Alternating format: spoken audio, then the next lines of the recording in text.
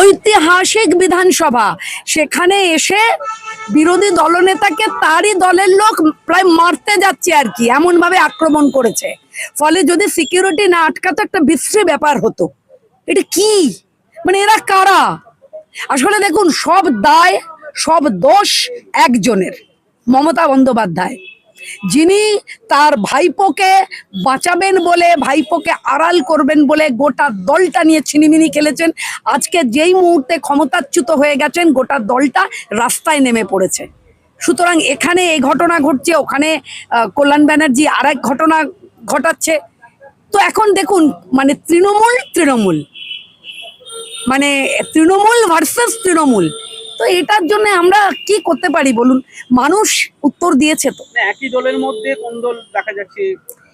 একই দলের মধ্যে না, বিষয়টা বুঝতে হবে। এটা ছিল কি, এটা ছিল কে বেশি মাল পেয়েছে। পরিষ্কার বাংলা, টাকার ভাগ কে পেয়েছে বেশি। সুতরাং সেই নিয়েই তো লড়াই, আর তো কিছু না। মানে কোন তৃণমূল বেশি ভাগ বখরা পেয়েছে তাই নিয়েই লড়াই। ফলে এই নিয়ে যত কম বলা যায়।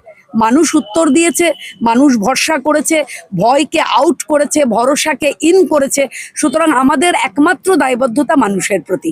আমরা চাই যে একটা সুন্দর সুসংঘবদ্ধ একটা সরকার চলছে, এবং মানুষের কাছে আমরা সেই লয়্যালটির সঙ্গে আমরা যারা বিধায়ক হয়েছি, আমরা যে যে কমিটমেন্ট করেছি সেই কমিটমেন্ট আমরা রাখবো। গতকাল ৩ জায়গায় ২১শে জুলাই হলো, এই ব্যাপারে কি বলবো? কি বলবো, হাস্যকর ব্যাপার, হাসির খোরাক। এখানে ২৫০, ওখানে ৫০০, ওখানে ৭০০, এরকম ব্যাপার আর কি। তো যাই হোক, সেটা ২৫০, ৭০০, ৫০০টা ২৫০০, ৫০০০, ৬০০০ও হতে পারে, অসুবিধে নেই।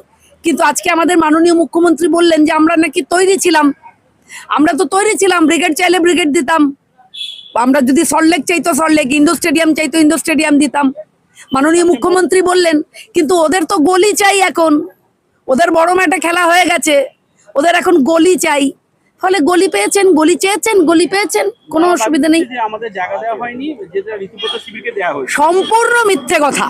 আসলে ওনার মিথ্যে, উনি মিথ্যেতে মিথ্যাশ্রী পেয়ে গেছেন মানুষের দ্বারা। ফলে ওনার বলা মিথ্যে কথা নিয়ে কোনো মন্তব্য করার দরকার নেই। দিদি, ২১-এর মঞ্চ থেকে অভিষেক বন্দ্যোপাধ্যায় যে উস্কানি দিচ্ছে, যে নাম ধরে ডাকছে, মুখ্যমন্ত্রী অমিত শাহকে আবার চ্যালেঞ্জ দিচ্ছে, কি বলবো?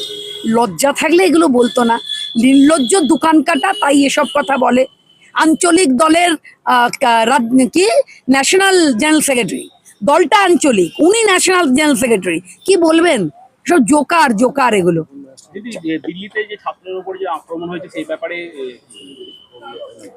দেখুন, বিষয়টা হচ্ছে এটা নিয়ে যা যা প্রসিডিওর, সেই প্রসিডিওর হচ্ছে। মানে সেই প্রসিডিওরের উপরে আমার সম্পূর্ণ আস্থা রয়েছে, আমাদের মুখ্যমন্ত্রী দিদির উপরে।